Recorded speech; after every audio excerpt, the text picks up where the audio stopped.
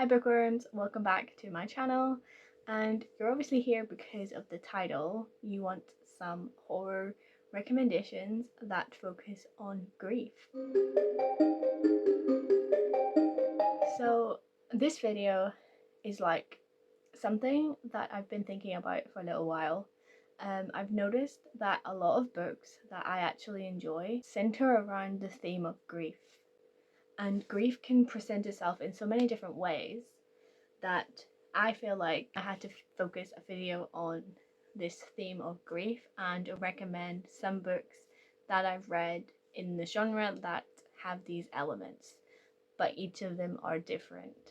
Everybody experiences grief in their own way, and how that presents itself in horror can be different towards the different authors and the way that they want to portray that.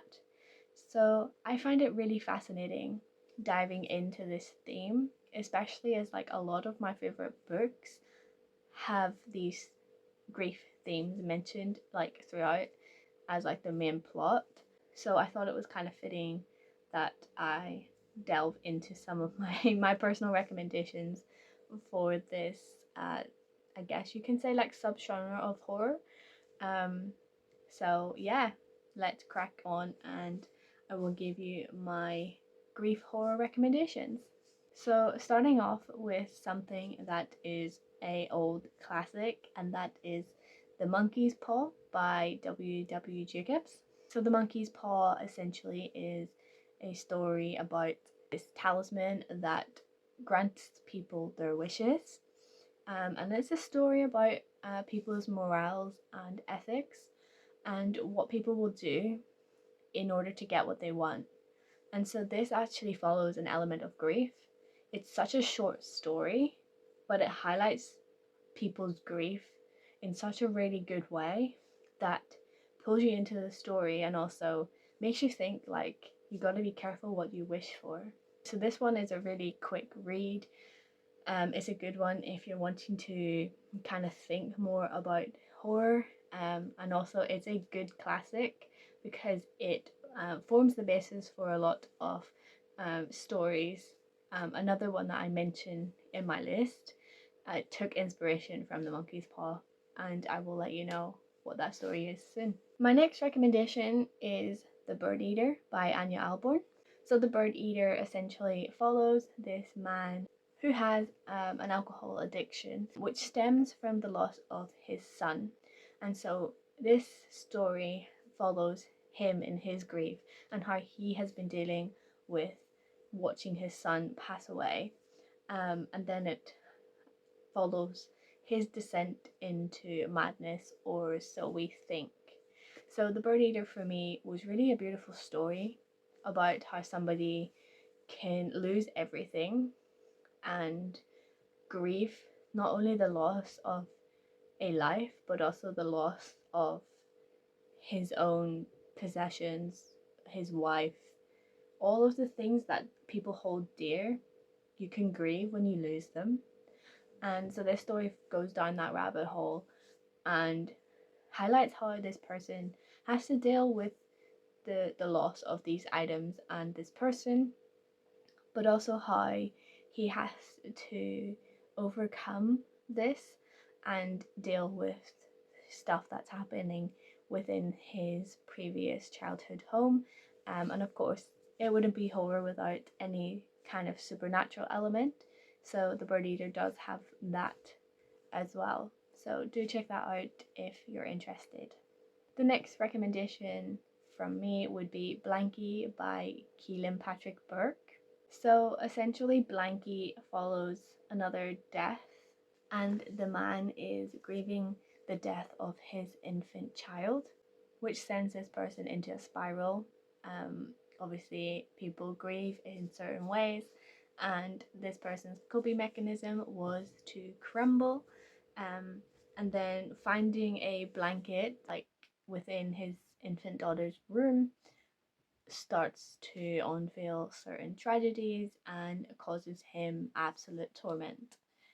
So again, this is a nice short story that is very creepy and deals very heavily within the feeling of grief and feeling incapable of doing anything to stop this tragedy from evolving even more. So I really loved reading this. It was such a dark story and really highlights how a person can kind of fall and just lose their entire existence um, through grief and not even realize. My next one is again another short novella, and that is Crossroads by Laurel Hightower. So for me, Laurel highlights grief in such a really good way, and I feel like all of her stories have elements of grief.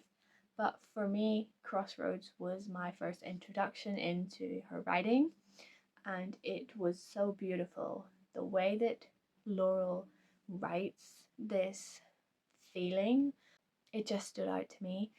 So essentially, Crossroads follows Chris, a woman who loses her son, and it happens in a tragic accident, so it's unexpected. But she cuts her finger, and it changes everything because this kind of symbolizes a switch that she will do anything she can to get this person back.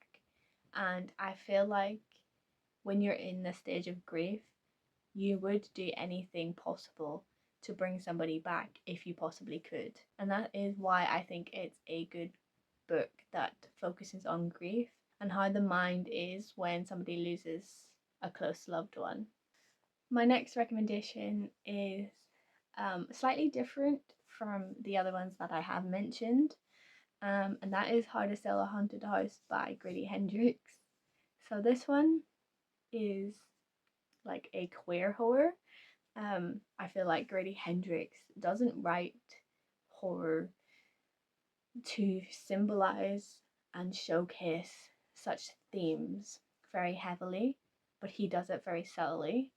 And for me, the How to Sell a Haunted House does deal with the element of grief, as these siblings kind of come to terms with the loss of their parents during like the COVID time. And obviously they're estranged, they don't get along. So when they come together to deal with this, it's pretty traumatic for them. And then the story kind of takes a turn and it goes into a haunted house slash creepy puppet type of story, but it still never loses sight of the fact that you can go very insane when you're dealing with such crazy events. So that's why I think this is another good read if you're looking for something that's not so serious but does still highlight grief in quite subtle ways. My next one is one that again is a nice short read, and that is This Thing Between Us by Gus Moreno. So This Thing Between Us is following another man who actually loses his wife this time, and he is facing obviously his own grief, and he escapes to the woods to get away from this absolute loss, and this feeling of like being hollow and empty, which is obviously the stages of grief.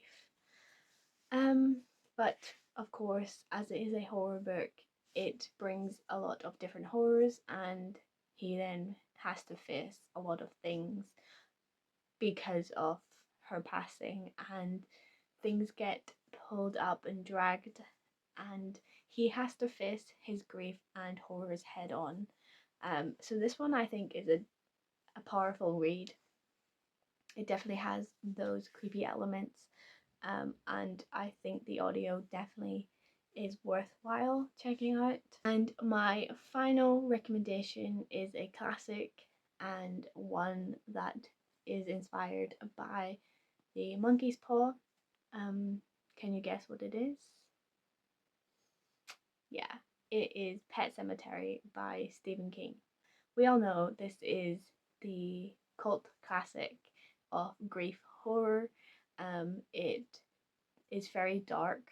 Um, it highlights what somebody will do if they have the chance to bring a loved one back from the dead. This does take inspiration from The Monkey's Paw. If you've read both, you will kind of see the similarities. I know for me, Pet Sematary is my favourite book, my favourite Stephen King book of all time. It is so dark and eerie, but I didn't realise until I read The Monkey's Paw that it is essentially inspired by that story. If you haven't read Pet Sematary, definitely check it out. It is one of Stephen King's best works. It is his darkest and most terrifying story, because it does deal heavily with the human side of horror, which of course is the grief element, but mixes it in with supernatural elements, because it wouldn't be horror if we didn't add supernatural things, creepy creatures, or so on. So hopefully you haven't read all of these books, and if you're looking to get into the grief horror, then do check out some of these reads. I've loved all of them. So yeah, do check them out. And let me know in the comments if there's any other books you would recommend. I am always looking for more books to read, so let me know what grief horror books that I should read next. But until next time, keep your pages turning and embrace the darkness. Bye.